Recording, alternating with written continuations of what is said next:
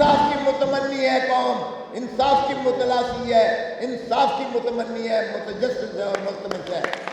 तुम कैसे chief justice और कादी फायद ईसा कि जिसके खिलाफ शिकायत कर रहे हैं 6 जजेस शिकायत कर रहे हैं एग्जीक्यूटिव के खिलाफ कि एग्जीक्यूटिव और एस्टैब्लिशमेंट वो अदालती मामलात में मुखिल हो रही है, मुदाखलत कर रही है। मैं समझता हूँ ये एक शर्मनाक हकीकत है कि चीफ जस्टिस ऑफ पाकिस्तान ने प्राइम मिनिस्टर शहबाज शरीफ जो जाली वजीर आजम है उसके साथ मुलाकात की। भुट्टो के केस में 45 साल के बाद आके कहते हैं कि ये फैसला हमने गलत किया था, ये मिस ट्रायल था, ये ड्यू प्रोसेस ऑफ लॉ को फॉलो नहीं किया गया। अरे भाई उसको फांसी दे के लहर में उतार के फिर कहते हो हमसे गलती हो गई। हमने किसी के असर के तहत भुट्टो को फांसी दी थी। 6 जजेस कह रहे हैं हमें इंसाफ दो। वो 6 जजेस पर आप एक रिटायर्ड जज की कमीशन बना रहे हो।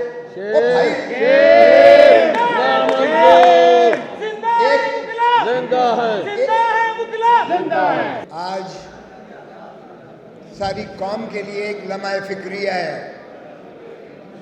आज निज़ाम अदल को जंजीरों में जकड़ के रखा हुआ है। आज तमाम इदारों को यरगमाल करके रखा हुआ है। आज 25 करोड़ अवाम जो है पाकिस्तान की, उनको यरगमाल और गिरवी रखा हुआ है। आज किस आज़ादी की बात करते हैं? क्या ये आज़ादी हम इसे कहेंगे? क्या आज़ादी के समरात पाकिस्तान को मुयस्सर आ सके? क्या सांस लेना ही आज़ादी है? पहले मार्शल लॉ से लेकर 35 साल तो वैसे हमारा मुल्क जो है वो मार्शल लॉ की नर्वे में रहा, और जो सिविलियन मिली भी कुछ अरसे के लिए, तो वो भी हमने देख लिया कि कितनी आज़ादी इस मुल्क को मुयस्सर आ सकी और कितनी आज़ादी अवाम को मुयस्सर आ सकी। आज उसका शाखसाना 6 जजेस की जो उन्होंने मरासला लिखा है सुप्रीम जुडिशल काउंसिल को, और जो सुप्रीम कोर्ट की पूरी अदालत ने, पूरी जजेस ने 2 दिन उस पर से राजुल बहस की, मैं समझता हूँ ये एक शर्मनाक हकीकत है कि चीफ जस्टिस ऑफ पाकिस्तान ने प्राइम मिनिस्टर शहबाज शरीफ जो जाली वजीर आजम है उसके साथ मुलाकात की। हमें कम से कम अपना वर्षा ही देख लेना चाहिए था।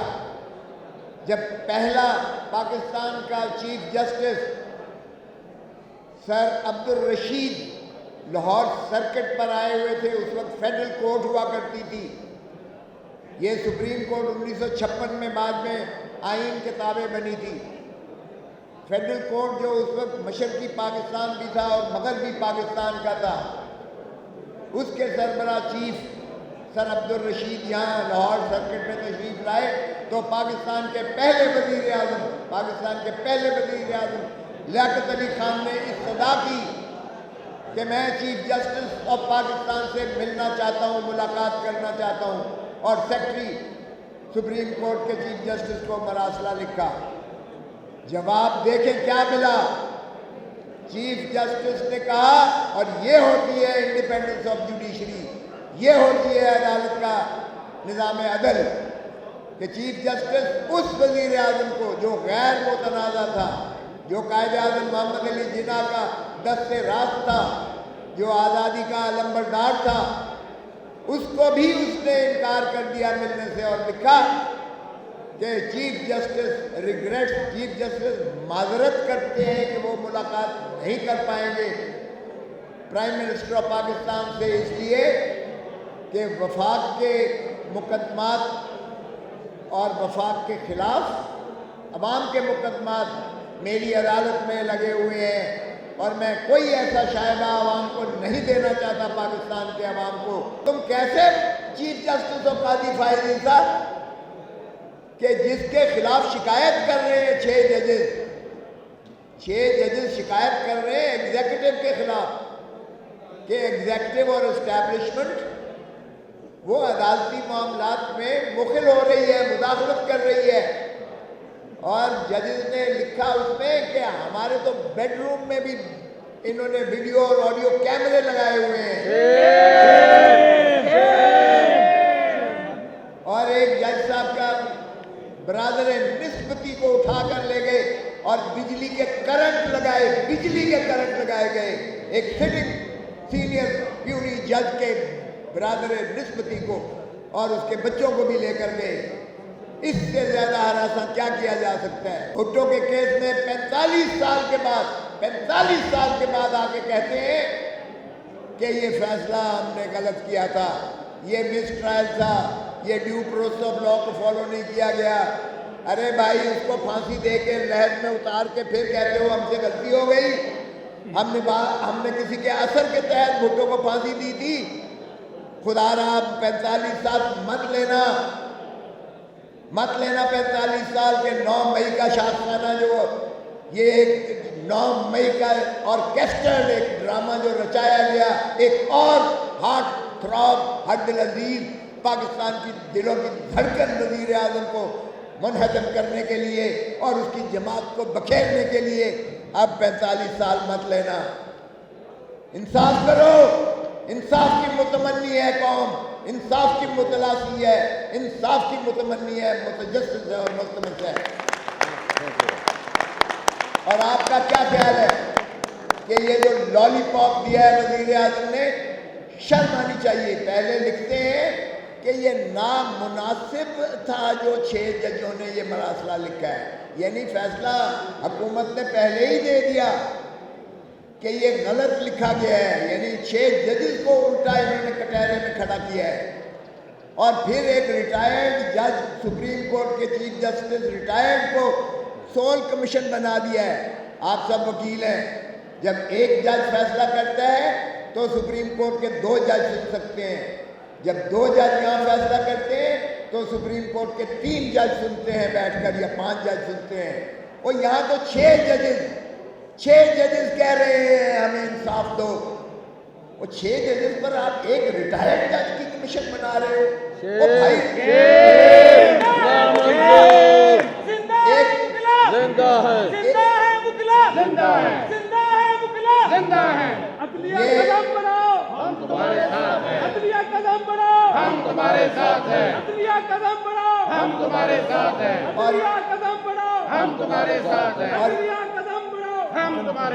اور یہ ایک ریٹائرڈ جج صاحب کا بھی ذرا میں بتا دوں یہ کس طرح چنا گیا ہے۔ میں جب صدر تھا ہائی کورٹ بار میں ملتان میں، تو یہ وہاں موصوف پریکٹس کرتے تھے۔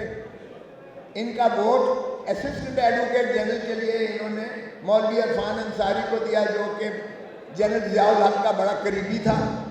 اس کے افزانے میں انہیں اسسٹنٹ ایڈوکیٹ جنرل بنایا گیا۔ پھر ان کو جو ہے یہ کرتے کرتے جب یہ ماشاءاللہ جج بن گئے تو انہوں نے نواز شریف کا 8 سال کی کنڈون کی ڈیلے، 8 سال کی، آج تک تاریخ میں نہیں ہوا، 8 سال کی ڈیلے کنڈون کر کے انہوں نے نواز شریف کو بری کیا سپریم کورٹ میں۔ پھر صرف بری نہیں کیا، شہباز شریف کی نااہلی کو انہوں نے نظر ثانی میں ریویو میں انہوں نے جو ہے ریسٹور کیا اس کو، اور بحال کر کے اس کو وزیر اعلیٰ یہاں بنوایا۔ تو یہ ماشاءاللہ ان کا جو ہے، اور پھر ان کا بھائی جلیل عباس گیلانی جو ہے وہ فارن منسٹر رہا ہے پچھلی کیئر ٹیکر گورنمنٹ میں، اور موجودہ بھی ماشاءاللہ وہ ایڈوائزر ہیں ٹو دا فارن افیئر۔ تو ان کے تعلقات شریف فیملی کے ساتھ جتنے قریبی ہیں، آپ کی سوچ ہے۔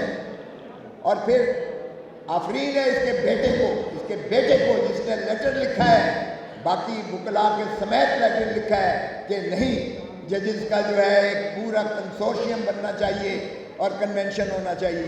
اور اسی میں ہم بھی کہتے ہیں کہ فل کورٹ سپریم کورٹ کی فل کورٹ بیٹھ کر اس معاملے کو، یہ بہت سنگین بات ہے، اور وگرنہ 9 جج سے کم نہیں ہونے چاہیے، کیونکہ آپ کے پاس 6 ججز نے نالش کی ہے۔ یہ ہو نہیں سکتا ہے کہ ایک ریٹائرڈ جج اسے سنے، اور ریٹائرڈ جج بھی وہ جو ماشاءاللہ اتنا کمپلائنٹ ہے کہ اس سے کچھ بھی لکھوایا جا سکتا ہے۔ یہ مٹی پاؤ ہم نہیں ہونے دیں گے۔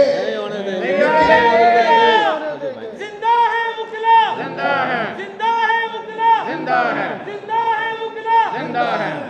تو یہ اس لیے یہ بہت سنجیدہ مسئلہ ہے.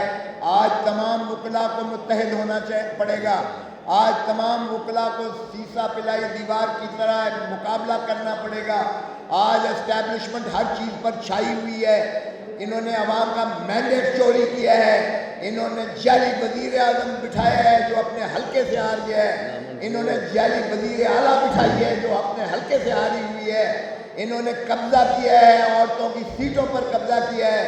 انہوں نے جو ہے مائنورٹیز کی سیٹوں پر قبضہ کیا ہے. اب یہ سینٹ پہ قبضہ کر رہے ہیں. اور یہ انہوں نے جو کیپچر کر رکھا ہے، انسٹیٹیوشنل کیپچر کیا ہے، انہوں نے سانس لینا عوام کا جو ہے دشوار بنا دیا ہے. پاکستان غلامی کبھی قبول نہیں کرے گا اور یہ وکلا زنجیریں توڑ کر انشاءاللہ آزادی لے کر رہیں گے. انشاءاللہ پاکستان زندہ باد. وکلا اتحاد، وکلا اتحاد، پاکستان زندہ باد.